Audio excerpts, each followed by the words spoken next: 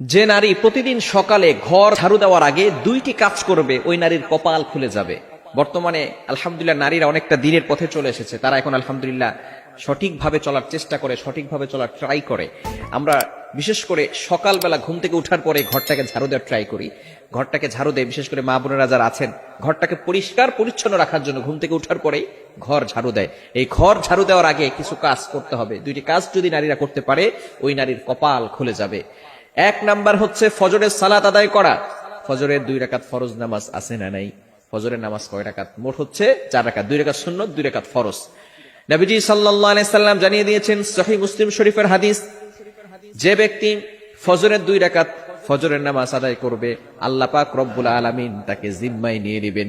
ওই ব্যক্তিকে দুনিয়ার কোন শত্রু কোনো ক্ষতি করতে পারবে না। আল্লাহ পাক রব্বুল আলামিন নিজে পরের দিন ফজর পর্যন্ত তাকে হেফাজত করতে থাকবে। আল্লাহ পাক রব্বুল আলামিন তার জিম্মাদার হয়ে যাবেন। আমরা অনেকে সকালবেলা ঘুম থেকে উঠেই নামাজ না পড়ে ঘর ঝাড়ু দেই। ঘর ঝাড়ু দেন, তাতে কোনো আপত্তি নাই, পরিষ্কার পরিচ্ছন্ন থাকা ভালো। আত্মহুরু সাত্রুল ঈমান, পবিত্রতা হচ্ছে ঈমানের অঙ্গ। কেননা বিশেষ করে বাংলাদেশি মা বোনেরা যারা আছেন তারা সাংসারিক কাজে ঘুম থেকে উঠার পরেই ঘরটা ঝাড়ু দেয়। এই ঘর ঝাড়ু দেওয়ার আগে, যেহেতু ঘর ঝাড়ু দিলে অপবিত্র হয়ে যাওয়ার সম্ভাবনা আছে, সেহেতু আপনি ঘুম থেকে উঠার পরে ঘর ঝাড়ু দেওয়ার আগেই আপনি প্রথমে ফজরের সালাত আদায় করে নেবেন। কেননা ফজরের সালাত যদি আপনি আদায় করতে পারেন তাহলে কিন্তু অবশ্যই আপনি আল্লাহর জিম্মায় চলে যাবেন। দুনিয়ার কোনো শক্তি আপনাকে কোনো ক্ষতি করতে পারবে না। অনেক সময় মেয়েদের বিয়ে বন্ধ হয়ে যায়, এরকম হয় কি হয় না? বিয়ে হচ্ছে না, সবাই আসতেছে বারবার, কিন্তু কোনো কাজ হচ্ছে না, বিয়ে বন্ধ হয়ে যাচ্ছে। কি যে হচ্ছে কোনো কুল কিনারা খুঁজে পাওয়া যায় না। বিভিন্ন সময় ব্ল্যাক ম্যাজিক করা হয়ে থাকে।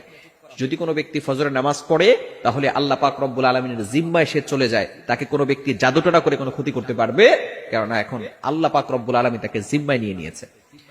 দ্বিতীয় নাম্বার আমল হচ্ছে কোরআনের তেলাওয়াত করা। সূরা ইয়াসিনের তেলাওয়াত করতে পারেন, সূরা রহমানের তেলাওয়াত করতে পারেন। সূরা ইয়াসিনের এতটা ফজিলত রয়েছে, যে ব্যক্তি প্রতিদিন সকালবেলা ফজরের নামাজের পরে সূরা ইয়াসিনের তেলাওয়াত করবে আল্লাহ পাক রব্বুল আলামিন তাকে সকল প্রকার অভাব এবং বিপদ থেকে হেফাজত করে দিবেন। ওই নারীর কোনো টেনশন থাকবে না যে নারী ঘরের ভিতরে কোরআন তেলাওয়াত করবে।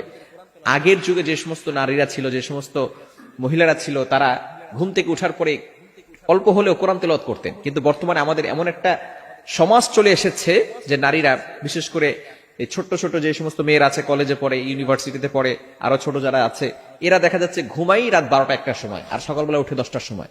এরকম কিছু নারী আছে না নাই? খবরদার, এটা করা যাবে না। সকালবেলা ঘুম থেকে উঠার পরেই আপনি নামাজ করবেন, এরপরে কোরআন তেলাওয়াত করবেন। সূরা ইয়াসিনের অনেক ফজিলত রয়েছে। সূরা ইয়াসিন যদি কোনো ব্যক্তি পড়ে, একবার পড়লে 10 বার কোরআন খতম করলে যে সওয়াব হয়, আল্লাহ পাক রব্বুল আলামিন সেই সওয়াব তার আমলনামায় দিয়ে দিবে। বলেন সুবহানাল্লাহ। এরকম চিন্তা আপনি কল্পনা করতে পারছেন? শুধু তাই নয়, যে ব্যক্তি সকালবেলা সূরা ইয়াসিন পড়বে আল্লাহ পাক রব্বুল আলামিন তাকে বিপদ আপদ থেকে হেফাজত করবেন। আল্লাহ পাক রব্বুল আলামিন তাকে অভাব থেকে হেফাজত করবেন।